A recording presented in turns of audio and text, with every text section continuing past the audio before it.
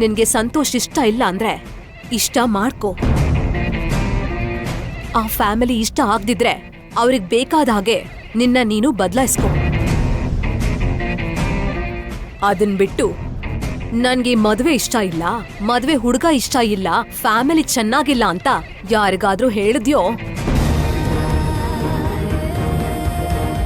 ಹೇಳಿದ್ನಲ್ಲ, ನನ್ ಮರ್ಯಾದೆ ಕಾಪಾಡ್ಕೊಳಕ್ಕೆ ನನ್ ಪ್ರಾಣ ಬಿಡೋದಿಕ್ಕೂ ಯೋಚನೆ ಮಾಡಲ್ಲ.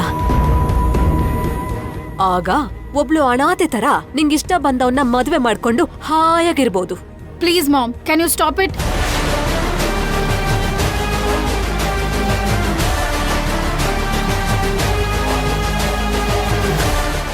ನೋಡು ಸಂಜನಾ, ನಾನು ನಿನ್ ತಾಯಿ, ಹೊರಗಿನವಳಲ್ಲ, ನಿನ್ ಶತ್ರುನೂ ಅಲ್ಲ.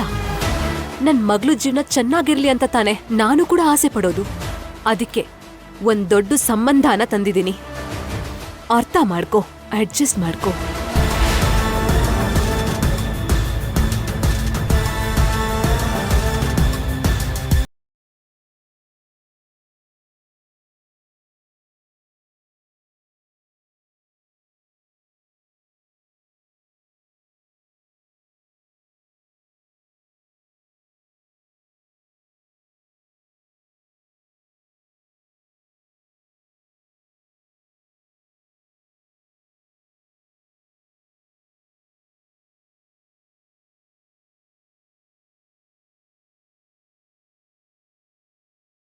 ಕಟ್ಟಿದೀವಿ.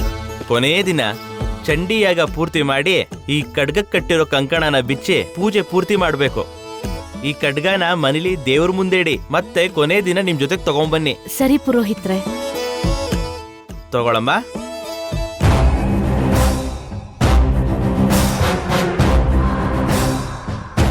ಇನ್ನೊಂದು ಮುಖ್ಯವಾದ ವಿಷಯ ನೆನ್ಪಿಟ್ಕೊಳಮ್ಮ. ಏನ್ ಪುರೋಹಿತ್ರೆ? ಈಗ ನಿಮ್ಮ ಕುಟುಂಬದಲ್ಲಿ ಈ ವಜ್ರ ಖಡ್ಗಧಾರಿ ನೀನೆ.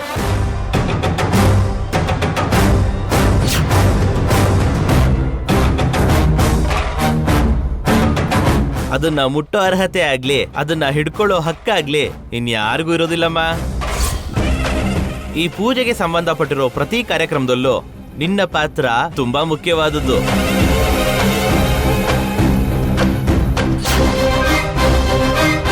ಪ್ರತಿ ಪೂಜೆ ನಿನ್ನ ಕೈಯಾರೇನೆ ನಡಿಬೇಕು.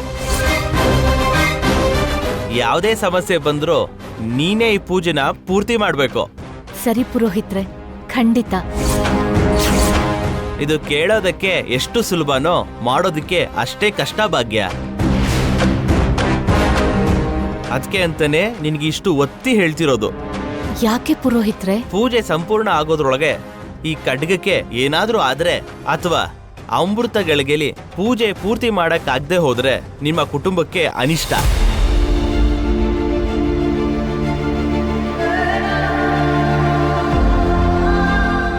ಪುರೋಹಿತ್ರೆ, ಹೀಗ್ ಕೇಳ್ತಿದ್ದೀನಿ ಅಂತ ಏನ್ ಅನ್ಕೋಬೇಡಿ.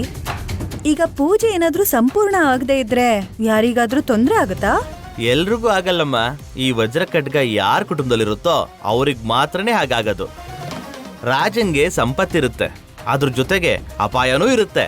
ಇದು ಕೂಡ ಹಾಗೆ ಅಮ್ಮ.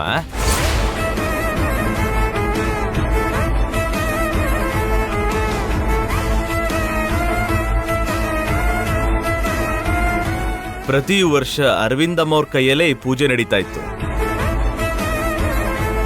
ಯಾವತ್ತೂ ಯಾವ ರೀತಿ ಅಪಚಾರನೂ ನಡೆದಿಲ್ಲ.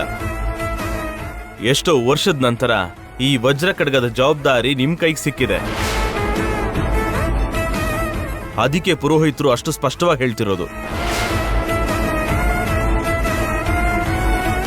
ಅಮ್ಮ ಭಾಗ್ಯ, ಅರ್ಥ ಆಯ್ತಲ್ವಾ? ಪೂಜೆಲಿ ಯಾವ ರೀತಿ ಲೋಪ ಆಗ್ಬಾರ್ದು, ಪೂಜೆಗೆ ಯಾವ ರೀತಿ ಸಮಸ್ಯೆನೂ ಆಗ್ಬಾರ್ದು. ಅದಕ್ಕೆ ಪ್ರತಿ ಕೆಲಸನ ಶ್ರದ್ಧೆ ನಿಷ್ಠೆಯಿಂದಾನೇ ನಡೆಸ್ಬೇಕಮ್ಮ. ಆ ಜವಾಬ್ದಾರಿನ ನಿನ್ ಭುಜದ ಮೇಲೆ ಹೊರಬೇಕಮ್ಮ. ಆ ವಿಷಯಕ್ಕೆ ನೀವೇನ್ ಯೋಚನೆ ಮಾಡ್ಬೇಕಾಗಿಲ್ಲ ಪುರೋಹಿತ್ರೆ. ಭಾಗ್ಯ ಒಂದ್ ಕೆಲಸ ಒಪ್ಕೊಂಡ್ಲು ಅಂದ್ರೆ ಅದು ಪೂರ್ತಿ ಆಗೋವರೆಗೂ ಅವಳು ಸರಿಯಾಗಿ ನಿದ್ರೆ ಕೂಡ ಮಾಡಲ್ಲ.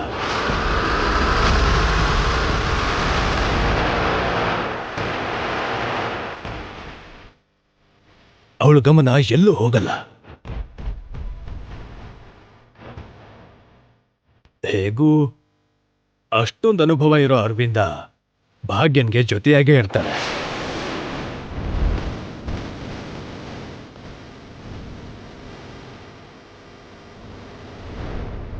ಇನ್ನು ಅಮ್ಮನವರ ಆಶೀರ್ವಾದ ನಮ್ ಭಾಗ್ಯನ್ಗೆ ಯಾವಾಗ್ಲೂ ಇರುತ್ತೆ.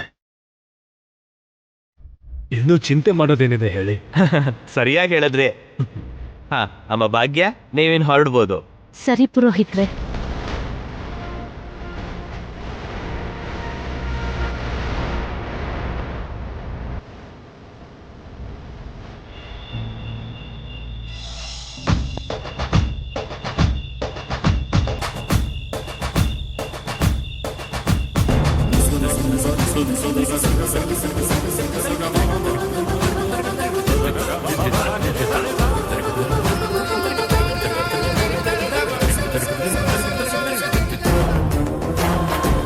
ಆಂಟಿ, ಭಾಗ್ಯ ಇಲ್ಲಿ ಬಂದು ಒಳ್ಳೆ ಕೆಲಸ ಮಾಡಿದ್ಲು.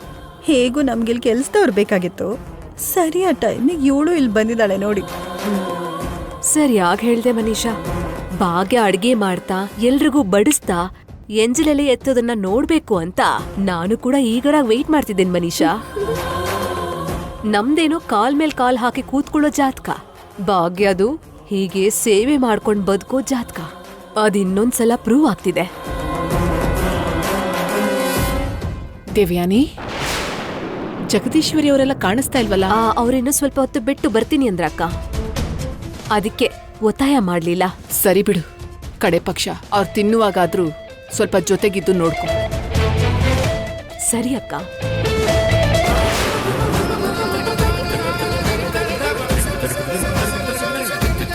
ಅಮ್ಮ ಭಾಗ್ಯ, ಸ್ವಲ್ಪ ಸಾಂಬಾರ್ ಹಾಕಮ್ಮ.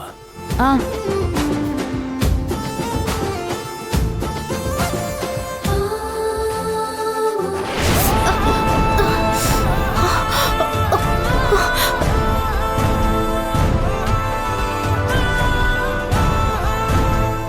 ಏನಾಯ್ತಮ್ಮ? ಕ್ಷಮಿಸಿ ತಾತ, ಕೈ ಜಾರ್ ಹೋಯ್ತು. ಅವಾಗಿಂದ ನೋಡ್ತಾ ಇದ್ದೀನಿ ನಾನು. ನಿನ್ ಕೈಗೇನಾಯ್ತು ಹೇಳು? ಏನಿಲ್ಲ ತಾತ. ಪರವಾಗಿಲ್ಲ, ತೋರ್ಸಮ್ಮ.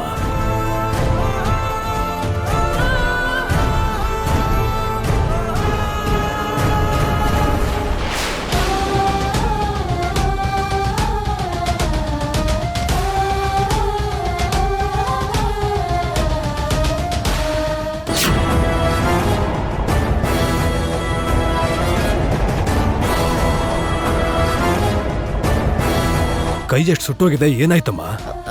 ಆಗ್ಲೇ ಅಖಂಡ ದೀಪದ ಹತ್ರ ಗೊತ್ತಿಲ್ದೆ ಸುಟ್ಟಿದ್ದು ತಾತ. ಕೈ ಸುಟ್ಟಿದ್ರು ಸುಮ್ಮನೆ ಇದೆಯಲ್ಲ ಭಾಗ್ಯ, ಒಂದು ಮಾತಾದ್ರೂ ಹೇಳ್ಬಾರ್ದಾ?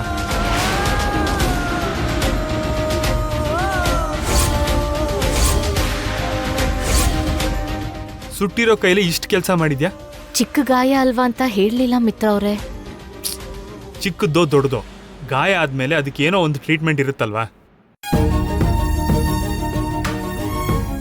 ಮಿತ್ರ, ಚೆನ್ನಾಗಿದೆ ಕಣ, ತುಂಬಾ ಚೆನ್ನಾಗಿದೆ. ಹೆಂಡತಿ ಕೈ ಸುಟ್ಟಿರೋದು ನಿನಗೆ ಗೊತ್ತಿಲ್ಲ, ಕೈಯಲ್ಲಿ ಬೊಬ್ಬೆ ಬಂದಿರೋದು ಗೊತ್ತಿಲ್ಲ. ಈಗ ಫ್ರೀಯಾಗಿ ಅಡ್ವೈಸ್ ಮಾಡ್ತಾ ಇದೀಯಾ? ಅದು ತಾತ. ಅಯ್ಯೋ ತಾತ, ಹಾಗಲ್ಲ. ಅವ್ರಿಗೆ ನಾನೇ ಬೇಕು ಅಂತ ಹೇಳಲಿಲ್ಲ. ಅದೇನಮ್ಮ ಭಾಗ್ಯ, ನಿನ್ ಗಂಡಂಗ್ ನೀನ್ ಹೇಳಲಿಲ್ಲ ಅಂದ್ರೆ ಹೇಗಮ್ಮ? ಅವ್ ನಿನ್ನ ಚೆನ್ನಾಗಿ ನೋಡ್ಕೋತಿದ್ದಂತಾನೆ.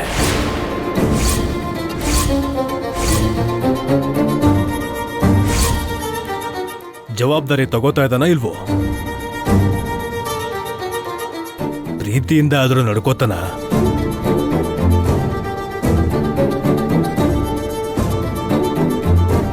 ಈಗ ಭಾಗ್ಯ ಏನಾದ್ರೂ ನಿಜವಾದ ವಿಷಯನ ತಾತಂಗ್ ಹೇಳಿದ್ರೆ ಮಿತ್ರ ಅಣ್ಣ ಮತ್ತೆ ತಾತನ್ ಮಧ್ಯ ದೊಡ್ಡ ಯುದ್ಧನೇ ಶುರುವಾಗುತ್ತೆ. ಏನಮ್ಮ ಭಾಗ್ಯ, ಏನು ಮಾತಾಡ್ತಾನೆ ಇಲ್ಲ? ಅಯ್ಯೋ ತಾತ, ಮಿತ್ರ ಅವ್ರ ಬಗ್ಗೆ ನಿಮಗ್ ಗೊತ್ತಲ್ವಾ?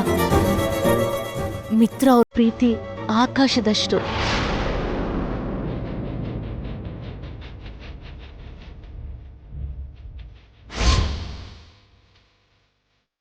ಅವ್ರ ಅಭಿಮಾನಕ್ಕೆ ಕೊನೆನೇ ಇಲ್ಲ.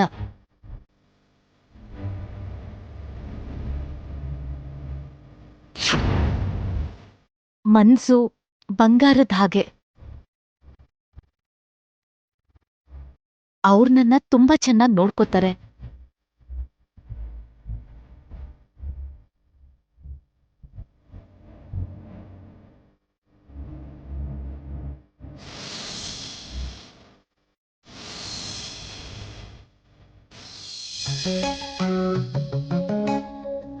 ಮಿತ್ರ ಅವರು ನನ್ ಜೊತೆ ಇದ್ರೆ ಸಾಕು, ಪ್ರಪಂಚದಲ್ಲಿ ಇನ್ಯಾರೂ ಬೇಡ ಅನ್ಸುತ್ತೆ. ಮಿತ್ರ ಅವರು ನನ್ನ ಕೈಯಲ್ಲಿ ಅವ್ರ ಕೈ ಇಟ್ರೆ ಸಾಕು, ನನಗೆಷ್ಟೋ ಧೈರ್ಯ ಬರುತ್ತೆ.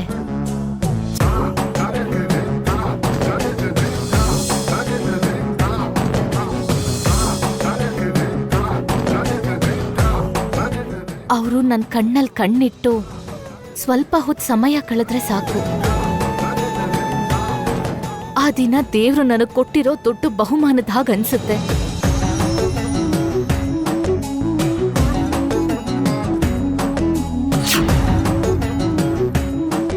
ಅವ್ರ ಜೊತೆ ಇರುವಾಗ ನನಗೆ ಎಷ್ಟು ಖುಷಿ ಸಿಗುತ್ತೆ ಅಂದ್ರೆ, ಅವ್ರು ನನ್ನ ಅಷ್ಟು ಚೆನ್ನಾಗಿ ನೋಡ್ಕೋತಾರೆ ಅಂತ ಅಲ್ವಾ ತಾತ?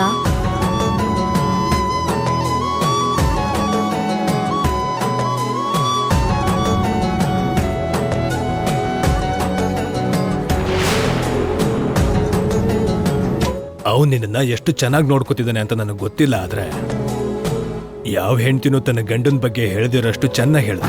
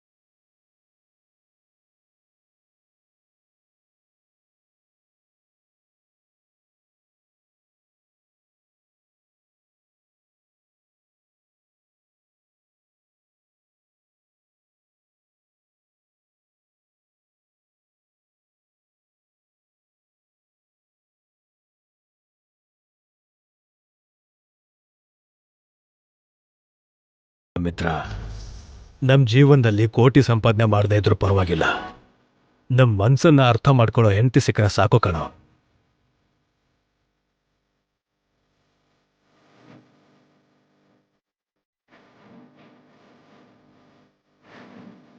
ನಮಗ್ ನೋವಾಗ್ಬಾರ್ದು ಅಂತ ತನ್ನ ನೋವನ್ನು ಮನ್ಸಲ್ಲೇ ಮುಚ್ಚಿಟ್ಕೊಳ್ಳೋ ಇಂಥ ಹೆಂಡತಿ ಸಿಕ್ಕರೆ ಸಾಕು ಕಣೋ. ನಿನಗಂತ ಒಳ್ಳೆ ಹೆಂಡತಿ ಸಿಕ್ಕಿದಳಪ್ಪ, ನೀನ್ ತುಂಬಾ ಅದೃಷ್ಟವಂತ.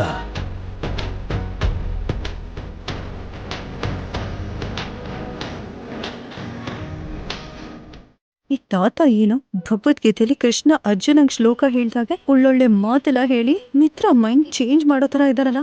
ಭಾಗ್ಯ ಯಾವಾಗಲೂ ಹಾಗೆ ಮಾವ, ಅವಳು ಎಲ್ರಿಗೂ ಒಳ್ಳೇದನ್ನೇ ಬಯಸ್ತಾಳೆ. ಎಲ್ರ ಸಂತೋಷಕ್ಕೋಸ್ಕರ ತನ್ನ ಸಂತೋಷ ತ್ಯಾಗ ಮಾಡ್ತಾಳೆ. ಹೌದು, ಭಾಗ್ಯನ ನೋಡ್ದಾಗೆಲ್ಲ ಒಳ್ಳೆತನ ಒಟ್ಟಿಗೆ ಸೇರಿ ಭಾಗ್ಯ ಆಗಿದ್ದಾಳೆ ಅಂತ ಅನ್ಸುತ್ತೆ.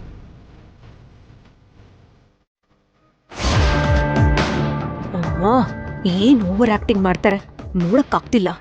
ಭಾಗ್ಯ ಭಾಗ್ಯ ಭಾಗ್ಯ ಅಂತ ಭಾಗ್ಯನ್ ಜಪ ಮಾಡ್ತಿದ್ದಾರೆ.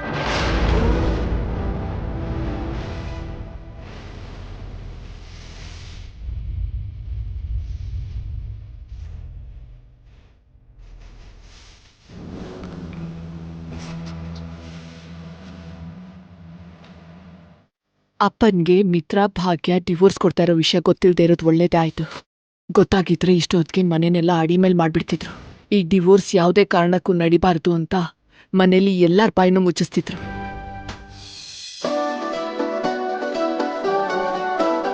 ಬನ್ನಿ ಆಂಟಿ, ಬನ್ನಿ.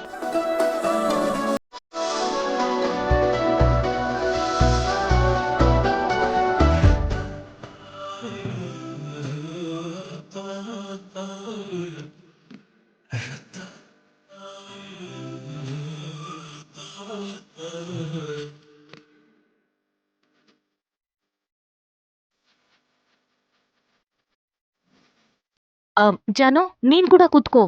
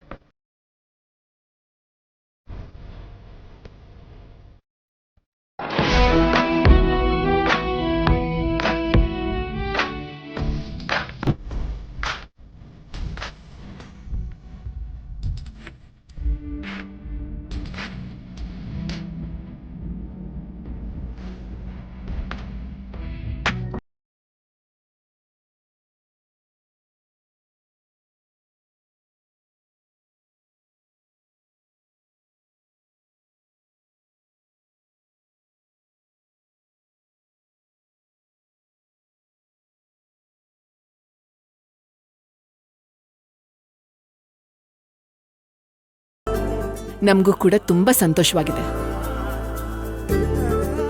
ನೀವೇನಂತೀರಾ? ಹೌದು ಮಾವನವ್ರೆ, ನೀವು ಬಂದಾಗ್ಲೆಲ್ಲ ನಿಮ್ಮ ಜೊತೆಗೊಂದು ಪಾಸಿಟಿವ್ ಎನರ್ಜಿನ ತಗೊಂಡು ಬಂದು ನಮಗೆಲ್ಲ ಹಂಚಿ ಹೋಗ್ತೀರಾ. ಅದಕ್ಕೆ ನೀವು ಯಾವಾಗ ಬರ್ತೀರೋ ಅಂತ ನಾವೆಲ್ಲ ಕಾಯ್ತಾ ಇರ್ತೀವಿ.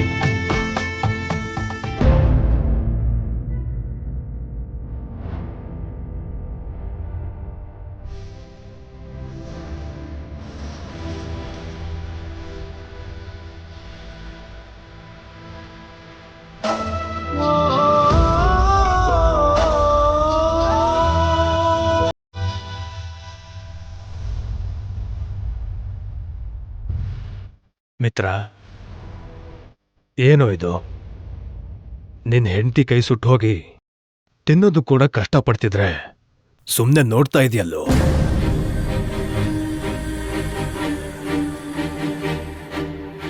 ಅವಳಿಗೆ ಎಷ್ಟು ನೋವಾಗ್ತಿದೆ ಅಂತನೂ ಕೇಳ್ತಾ ಇಲ್ಲ ನೀನು. ತನ್ನ ನೋವು ನಿನಗ್ ಗೊತ್ತಾದ್ರೆ ನಿನ್ಗೆಲ್ಲಿ ಬೇಜಾರಾಗುತ್ತೋ ಅಂತ ತನ್ನ ನೋವನ್ನು ಒಳಗಡೆನೆ ಇಟ್ಕೊಂಡಿದ್ದಾಳವಳು. ಅಂತ ಹೆಂಡತಿಗೆ ನೀನೆಷ್ಟು ಸೇವೆ ಮಾಡಬೇಕು?